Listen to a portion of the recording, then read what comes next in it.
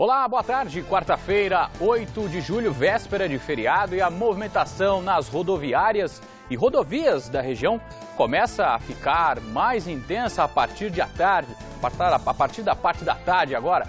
E nós vamos trazer todas as informações ao vivo e muito mais no Manchetes de hoje, que destaca também: caixas eletrônicos de agência bancária em Cerquilho são atacados por bandidos. Polícia Civil investiga golpe de estelionato sobre previdência privada. Zoológico de São Paulo cultiva alimentos e realiza reprodução de animais em fazenda de Araçoiaba da Serra.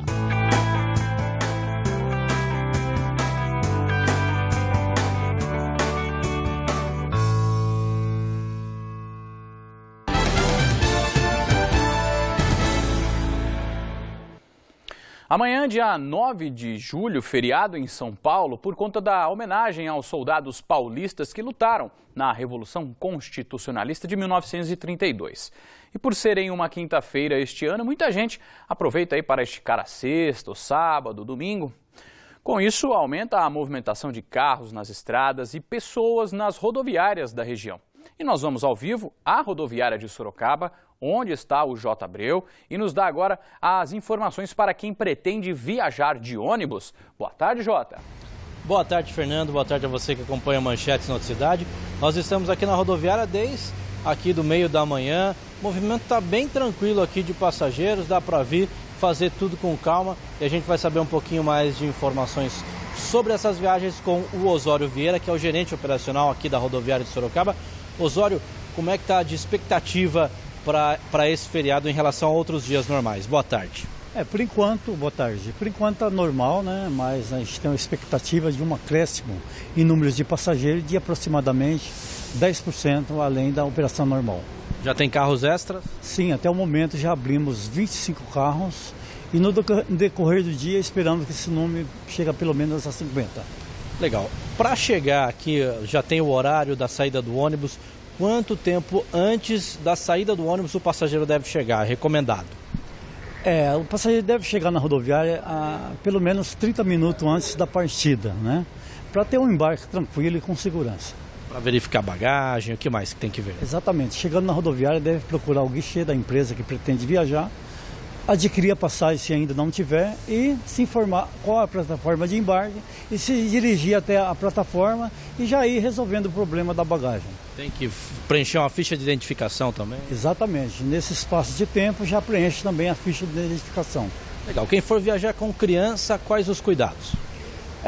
Quem for viajar com criança deve trazer as documentações das crianças, né? Certidão de nascimento original e, se for cópia, tem que ser autenticado em cartório, e também o documento de RG da pessoa responsável pela criança, para estar desta forma comprovando o grau de parentesco da criança. Pode viajar também com animal de estimação, Osório? Sim, pode viajar com animal de estimação, desde que tenha um atestado de saúde do animal elaborado por um médico veterinário, até 10 dias antes da viagem. Esse animal tem que ter um tamanho? Sim, até 10 quilos, o máximo 10 quilos. Obrigado pelas informações, viu, Osório? Então, quem quiser mais informações, mais detalhes sobre a rodoviária antes de viajar, todos os detalhes, pode ligar para o telefone 3232-6964, o telefone aqui da rodoviária de Sorocaba, para tirar dúvidas. Então vou repetir, 3232-6964, o DDD aqui de Sorocaba é o 15. Fernando, voltamos com você aí do estúdio. Tá aí, J. Abreu, ao vivo, direto da rodoviária de Sorocaba. E daqui a pouco, viu, Jota, a gente volta a falar contigo aí, que você tem mais informações agora sobre as rodovias. E por falar nisso, 2 pessoas ficaram levemente feridas após um capotamento hoje de manhã na estrada que liga Sorocaba a Iperó. Segundo o Corpo de Bombeiros, as vítimas foram socorridas ao conjunto hospitalar da cidade. O tráfego no local não foi prejudicado. E em Votorantim, um homem morreu e um outro ficou ferido em uma batida na rodovia SP-79. Chovia na hora do acidente. Segundo os bombeiros, um carro seguia no sentido de Sorocaba-Piedade quando o motorista perdeu o controle do veículo e bateu de frente com outro que seguia no sentido contrário. O motorista morreu no local e o passageiro de 17 anos foi levado com ferimentos leves ao Hospital Regional de Sorocaba. E mais acidentes, infelizmente, com outro registro de vítima fatal. Um homem morreu também hoje de manhã na rodovia Anhanguera, em Jundiaí. De acordo com a Polícia Militar Rodoviária, a vítima conduzia a motocicleta na altura do quilômetro 49, na pista do sentido interior, quando bateu em uma carreta. O motociclista morreu no local e o tráfego não foi prejudicado. E ainda em Jundiaí, agora de manhã também, um prédio dos Correios pegou fogo no bairro Colônia. De acordo com o Corpo de Bombeiros, o incêndio foi de pequenas proporções e controlado rapidamente. Felizmente, não houve feridos.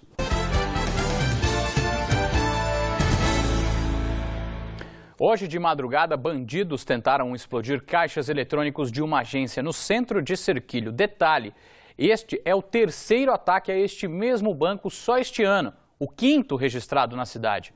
Em menos de uma semana já tivemos 3 ocorrências deste tipo na região. De acordo com a Polícia Militar, testemunhas disseram ter visto 2 suspeitos dentro da agência. O explosivo utilizado por eles falhou e não chegou a danificar os cofres dos equipamentos.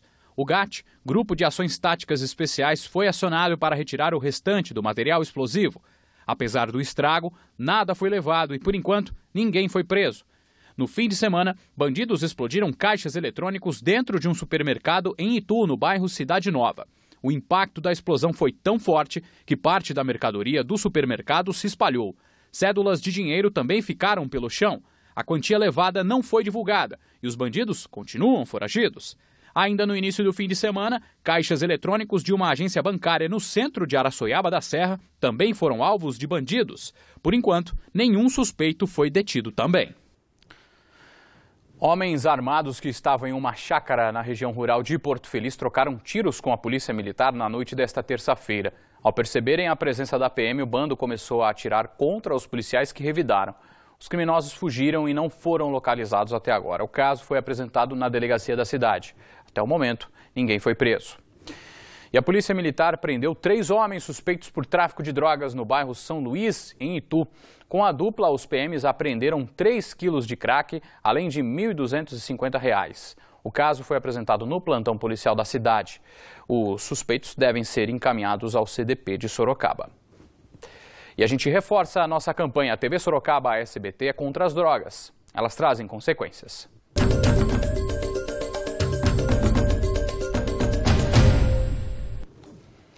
Vamos falar sobre como filtrar e-mails que recebemos e podem ser falsos. Por exemplo, golpistas usam o nome da Previdência Privada para praticar o estelionato, um crime aplicado em várias partes do país, e a nossa equipe mostra esta denúncia em Sorocaba com exclusividade.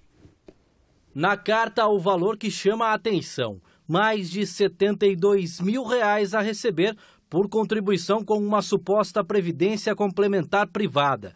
Um dos alvos, que prefere não se identificar, levou um susto. Para mim foi uma surpresa, eu não tenho nada para receber, desconfiei. E eu já tinha ouvido falar desse golpe no estado de Goiás e Rio Grande do Sul.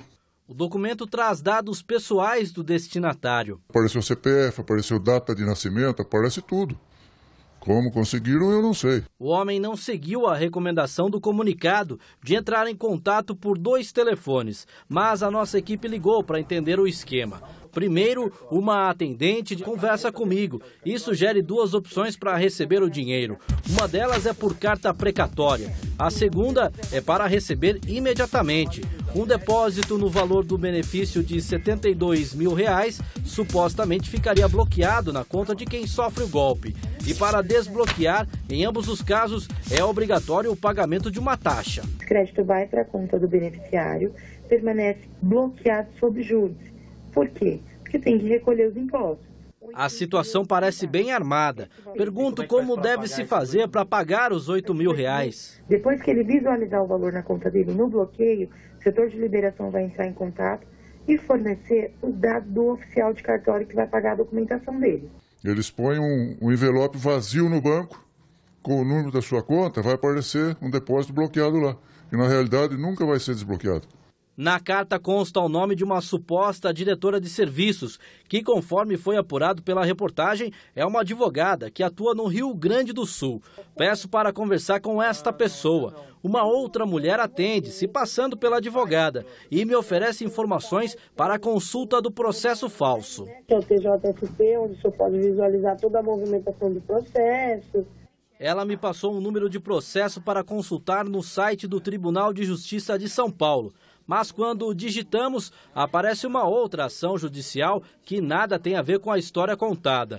A mulher também sugere consultar os dados no site da associação, mas o login e senha passados não dão acesso a nenhuma página. A nossa reportagem entrou em contato por telefone com a advogada, através da Ordem dos Advogados do Brasil, mas ela preferiu não gravar a entrevista. A profissional registrou o boletim de ocorrência neste distrito policial em Sorocaba, por falsidade ideológica.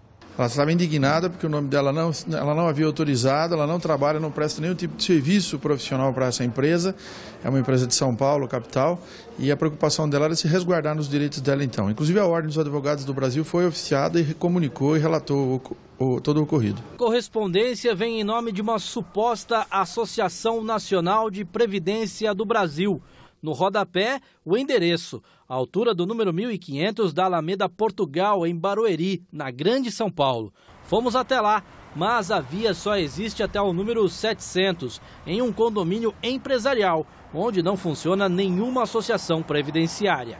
A delegacia já iniciou as investigações com todos os dados coletados pela reportagem e que estavam na carta. No sentido de levantar quem é o responsável por essa associação, quem são as pessoas que estão diretamente vinculadas à associação e prometendo benefício a pessoas mediante o pagamento dessa taxa. Para este outro delegado, a população precisa ficar em alerta. Qualquer espécie de correspondência, sejam aí com papéis timbrados do Tribunal de Justiça, previdências ou possíveis órgãos aí oficiais, eles já comecem a suspeitar, porque a grande maioria desses órgãos não enviam qualquer tipo de correspondência aí ao particular. O delegado ainda lembra como bandidos conseguem aplicar golpes, citando dados pessoais da vítima. Muitas vezes pessoas aí que tiveram documentações extraviadas, inclusive sequer registrando essas ocorrências nas delegacias, e de outra forma, muitas vezes, esses dados aí se encontram disponíveis aí na rede de internet.